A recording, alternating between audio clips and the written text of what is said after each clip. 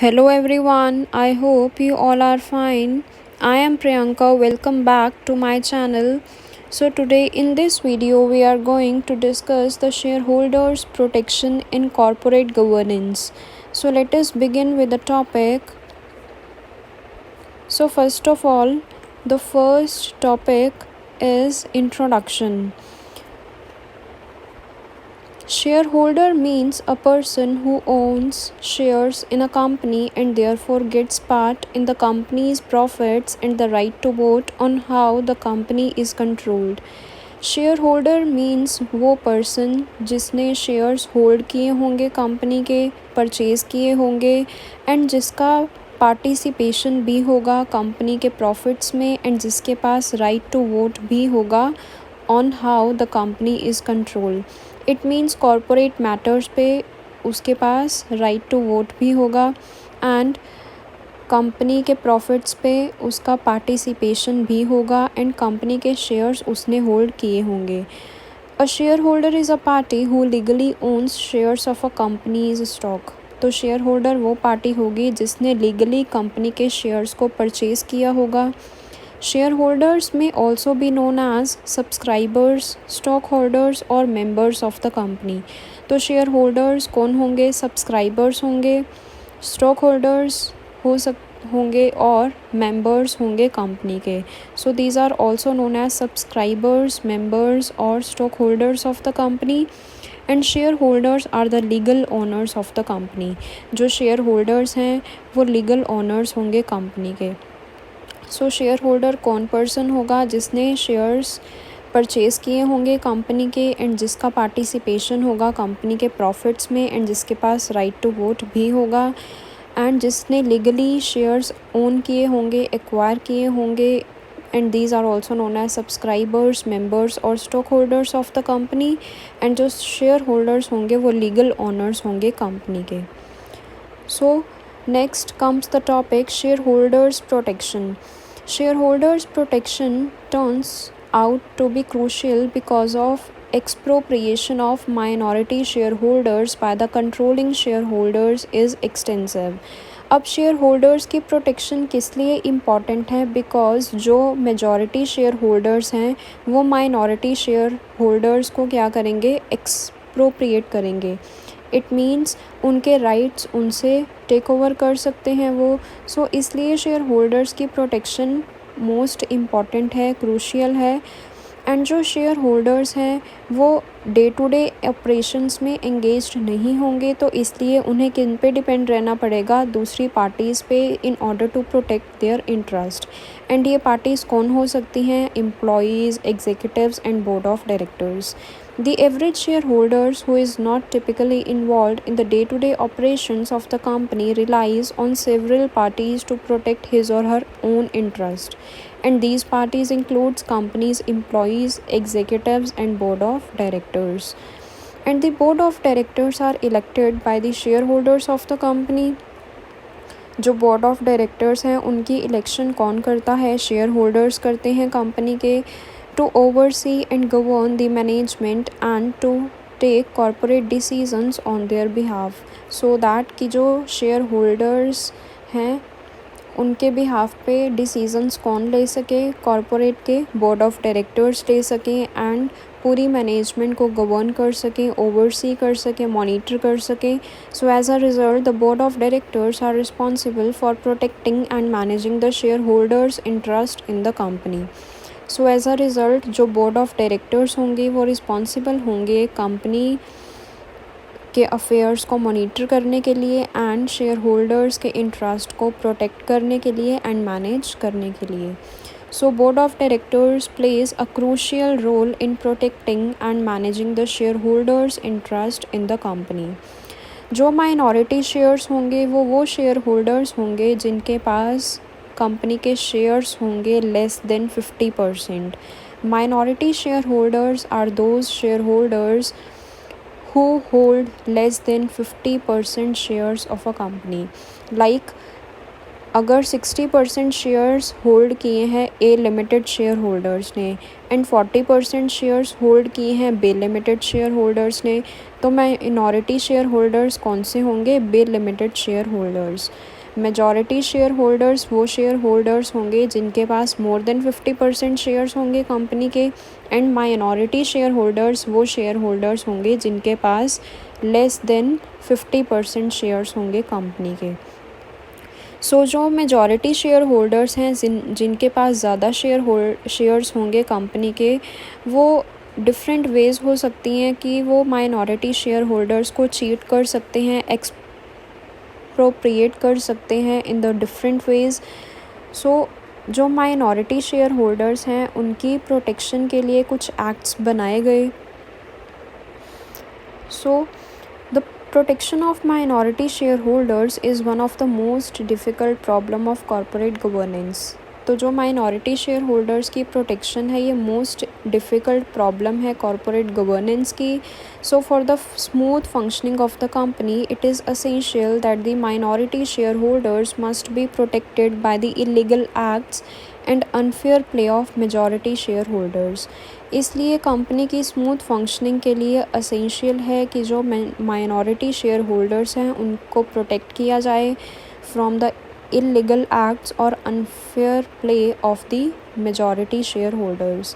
So the Companies Act 2013 attempts to maintain a proper balance between the rights of minority and majority shareholders।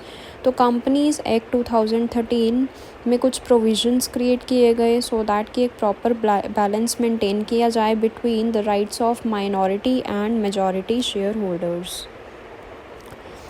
So minority share holders की protection 2 ways में की गई। The protection of minority share holders can be in 2 ways.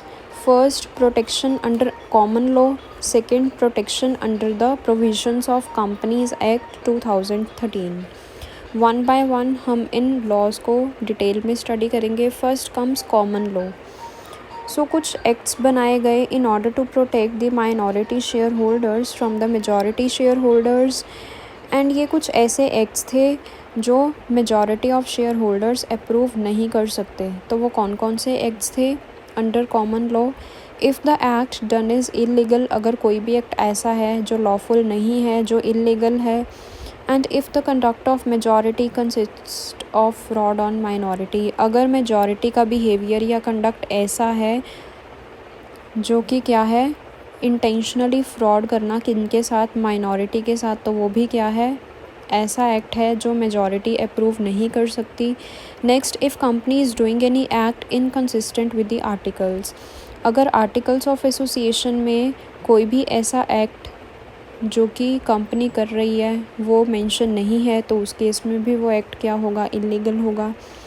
If the act to be done requires only special resolution, अगर कोई भी act ऐसा है जिसके लिए स्पेशल रेजोल्यूशन की रिक्वायरमेंट है बट विदाउट स्पेशल रेजोल्यूशन अगर वो एक्ट किया जा रहा है बाय द कंपनी तो वो भी क्या है? इलीगल है।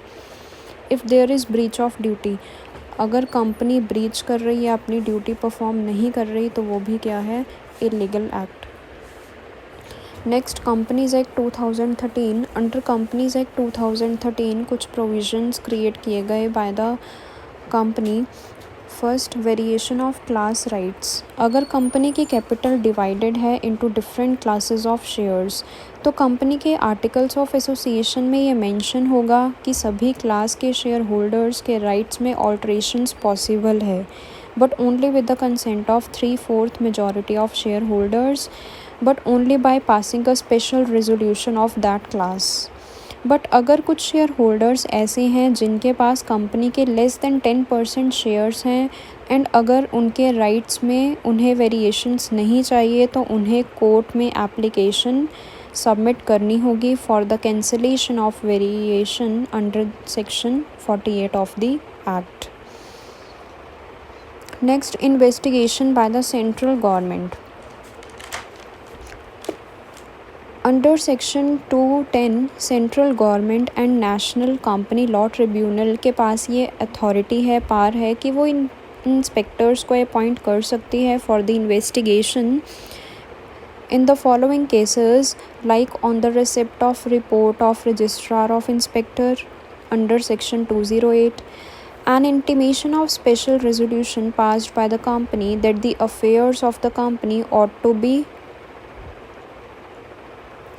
invested और इन द पब्लिक इंटरेस्ट। तो ये कुछ ऐसे केसेस हैं जब एक जो सेंट्रल गवर्नमेंट है और जो नेशनल कंपनी लॉ ट्रिब्यूनल है वो इंस्पेक्टर्स को अपॉइंट कर सकती है for the inspection. Next, scheme of reconstruction and amalgamation.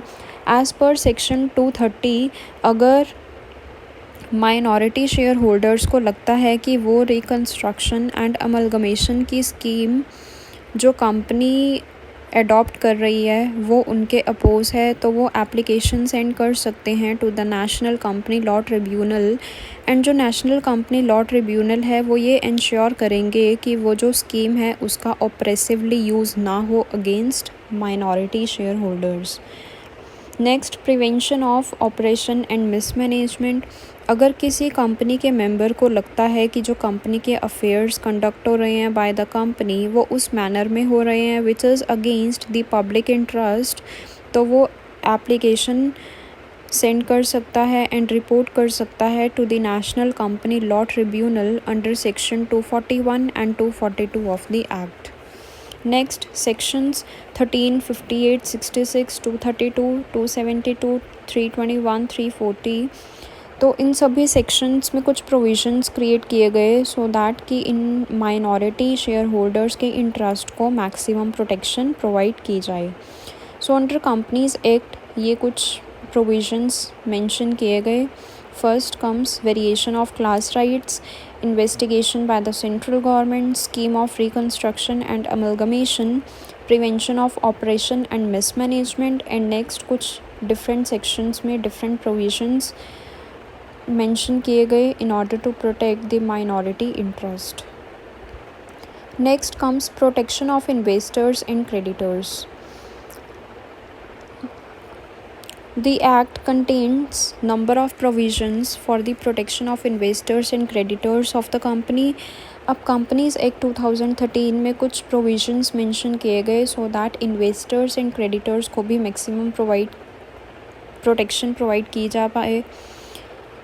और वो provisions किन किन particulars से related थे। First comes full disclosure of material particulars in prospectus, reduction of capital, special resolution in certain matters, variation of class rights, special audit, inspection and investigation, prevention of operation and mismanagement, reorganization and amalgamation, and last is winding up.